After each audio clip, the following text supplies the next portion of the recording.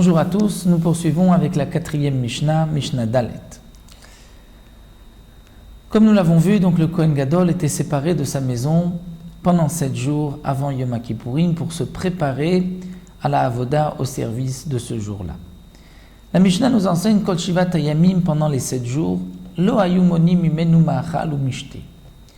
On ne faisait pas de restrictions sur sa nourriture, sur ce qu'il mangeait, on lui donnait autant qu'il voulait, on lui donnait à manger et à boire, mais Erev Yom Kippourim, mais seulement la veille de Yom Kippourim, un jour avant, Im Chashecha, un peu avant l'entrée de Yom Kippourim, un peu avant la tombée de la nuit, Lo hayu manichim oto lechol arbe, on ne laissait pas le Kohen Gadol manger beaucoup, même si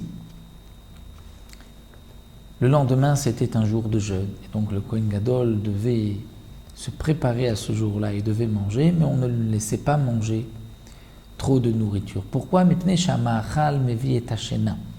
Parce que la nourriture amène le sommeil. Et le Kohen Gadol devait rester réveillé toute la nuit de Yom Kippourim pour ne pas que le Kohen Gadol ait chas v'shalom une perte nocturne, une pollution nocturne qui le rendrait impur pour le jour de Yom Kippourim. Bien qu'il y avait un miracle, comme c'est marqué dans Masechet Avot, ça fait partie des 10 miracles au Beth Amikdash, que jamais le Kohen Gadol n'est devenu impur de l'impureté de Kéri, une pollution nocturne le jour de Yom Kippourim, mais malgré tout, on devait faire le maximum afin d'éviter une telle chose, et c'est pour cela qu'on ne laissait pas le Kohen Gadol dormir la nuit de Yom Kippourim.